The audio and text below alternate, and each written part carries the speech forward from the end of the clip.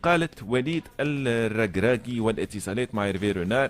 هيرفي رونار اللي سبق له تدريب المنتخب المغربي. هيرفي رونار اللي درب عديد المنتخبات الإفريقية، كوت ديفوار، زامبيا، درب السعودية وإنجاز كبير مع المنتخب السعودي، الفوز على الأرجنتين، وكان قريب برشا من التأهل للدور الثاني لولا تفاصيل صغيرة. الناس كنت تفكر ماتش بولندا في قطر 2022. حسب آخر الأخبار وجدي الشائعات هذه لا أساس لها من الصحة.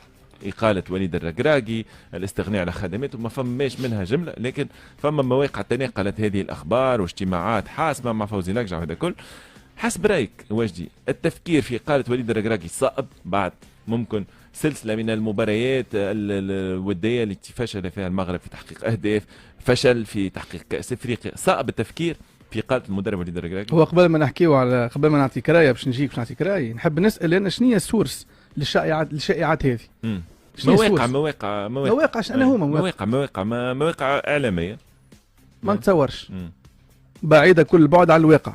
المواقع هذه وما تصورش كان مواقع ودي سورس من المغرب. علاش؟ خاطر توا باش نجاوبك نعطيك كراي اللي بث البلبله حسب رايك انت. لا ممكن خاطر ممكن بوتيتر بعض الناس عجبتهم المشاكل اللي صارت مع جمال بالماضي والمفتعله اللي عملوا المشاكل في زيد نعاودها ديما المفتعله، خاطر ديما عندنا العقليه نتاع ديما العريبه ما نحبوش الناجح، انا اللي ينجح نحبوا نكسروه معناها. دونك مدرب كفء، مدرب اظهر امكانيات كبيره ياسر، مدرب وصل بمنتخب عربي مغربي او مغربي عربي مغربي افريقي عربي لنصف نهائي كاس العالم. انجاز صعيب كان باش نشوفوا معناها كان باش يصير التكرار نتاعو، صعيب انا نقول لك من توا. ما نتصورش الحقيقه سور دو ماتش اذا كان منتخب مغربي ما سجلش هدف في مقابله ولا اثنين ولا ثلاثه ولا حتى عدم تاهل نتاعو، سجل هدف عكسي مع نقول ولا عدم تاهل نتاعو في الكوب دافريك للدور الثاني، باش هذا الكل معناها يدوروا الناس الكل على المدرب. تصور شوف فما كونتراديكسيون في الكلام. علاش؟ اذا كنا نحكيو على المغرب ان تعديت بالي واحد اخر، اذا كنا نحكيو على المغرب ان ولات كيما المنتخبات الافريقيه والمنتخبات الاوروبيه والعقليه الاوروبيه، عباد تخدم، عباد فما دي استراتيجي امويان يا لون تيرم قاعدين يخدموا، يعرفوا ايش يعملوا، حاطين مدرب مجموعه من اللاعبين الممتازين باش يقوموا بالليل ونهار. اذا كان المنتخب يفشل في تسجيل هدف باش تصير البلبله كيما هكا في المنتخب. انا نتصور انه الحاجات هذوما بعاد كل البعد على الواقع. منتخب مغربي نتصور هو المدرب والجامعه الملكيه المغربيه الاتحاد المغربي قاعدين يخدموا في كنف السريه من حيث جلب اللاعبين، في كنف الثقه ما بين الاطار الفني واللاعبين الاتحاد. هذا يدل شيء يدل على النتائج الممتازه اللي قدمها المغرب من كوب دي موند، ونتصور انه فما كونفيرماسيون في الدورات الجايه.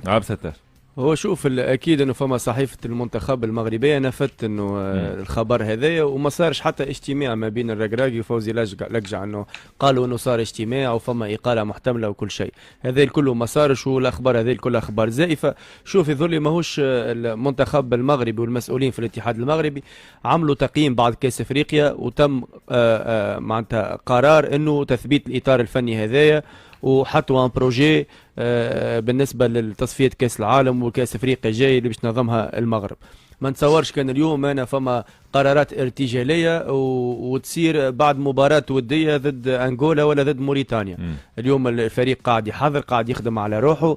كان فما ممكن يصير تقييم لو الفريق يفشل في التصفيات، لو الفريق يفشل في كاس افريقيا القادمه، ممكن يصير هو الهدف تحقيق اللقب الاكيد. المسابقه تقام في المغرب، هذا الاكيد. يعني نتصور ان اليوم بالنسبه للركراكي الحساب بعد كاس افريقيا وبعد تصفيات كاس العالم، ماهوش توا. منتخب المغربي الاشواط اللي عملها كان باش يرجع توا وباش يولي قراراته ارتجاليه واعتباطيه ياخذوها من مباراه وديه. ما نتصورش يا خيبة المسعى. والأبعد من يكون المغرب اللي قاعد يحضر في كاس عالم وترى في معناها خطط استراتيجية واستشرافية كبيرة برشا، ماهوش من الاتحادات اللي ياخذوا قرارات هكايا معناها من الإعلام ومن التأثير نتاع الرأي العام على الفريق. نرى أنه الركراكي سيواصل في المنتخب المغربي، وأنا قلتها حتى في الليميسيون المرة اللي فاتت أنه المنتخب المغربي راهو باش يرى كل مره كونترانت نتاع فريق متكتل دفاعيا قدامه، نفس اللي صار ضد انغولا، نفس اللي صار ضد منتخب الموريتاني. كانت عندي ديزيكو معناها على المباراه من داخل، معناها منتخب صعيب. راك انت وقت اللي فريق يلعب معاه يلعب لك تكتل دفاعي باش تلقى حلول. رينا كرواتيا وما ندراك كرواتيا واللاعبين على مستوى عالي ما لقاتش حلول مشاكل مع تونس. دونك هذايا يلزموا يستانس المنتخب المغربي. وتوا الخطه نتاع الركراكي انه يلقى دي روبير دو جو، يلقى حلول هجوميه ضد الفرق هذيا اللي باش تتكتلوا، لانه حتى تصفيات كاس عالم راهو باش يلقى نفس المشاكل هذي. واضح. به مدرب اخر هو شابي الونزو مدرب ليفركوزن، في تصريح ليه قال ساستمر مع ليفركوزن، قال لك هذا المكان مناسب لي، باش نطور من نفسي كمدرب. بعد اغراءات واخبار ممكن اسم شابي الونزو ارتبط بليفربول، فريقه السابق ريال مدريد ايضا لعب في فرق قدوم، حتى بايرن ميونخ لعب فيه. دونك وجدي مدرب ايراني في ليفركوزن ولا النتائج ماشيه معاه، مدرب ناجح، الناس كل تحكي على شابي الونزو، يرفض اغراءات من هذا النوع. شو رايك؟ حاجه حاليا معناها حاليا يرفض حاليا بلا نتصور ان الاغراءات باش تكون اكبر وباش تكبر من هنا الفانتيزون، من هنا للصيف. شوف فما جيستيون دو كارير هو الوحيد المؤهل انه باش يحكم وباش ياخذ ديسيزيون، هو المدرب. شابي الونزو هوني يقول لك انا باش نتوج باللقب، يظل اول مره في تاريخ النادي ليفركوزن يظل اول مره في تاريخ ليفركوزن، اول مره يلقى روحه باش يتعدى للتشامبيونز ليج العام الجاي. انجازات الحقيقه سنه بالجمله، فريق ما انهزم في حتى مقابله، بلقى راحته. هوني نرجعوا للراحه نتاع المدرب. هوني فما مدرب يقول لك نمشي ناخذ برشا فلوس ونجم ابري 2 3 4 موا نتنح ما تشيش الريزولتا، وفما مدرب يقول لك لا انا باش نمشي الفريق ولا باش نقعد في فريق في مقاومه النجاح. ومقاومه النجاح هما اللي يحددهم هو المدرب.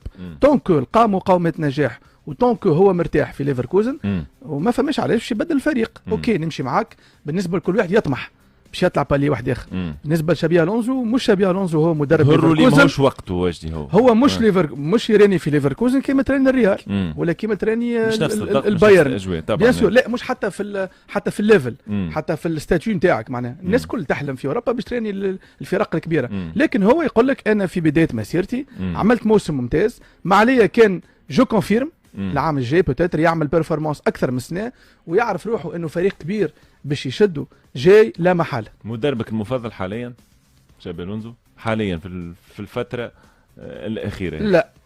لا شكون مدربي المفضل في العالم؟ جوارديولا. جوارديولا. به معلومه مهمه، طبعا بايرن ليفركوزن لم يتوج ابدا اول مره ليغا 5 مرات ثاني، وهذا ريكور بالنسبه للفريق لم يتوج بالبوندس ليغا.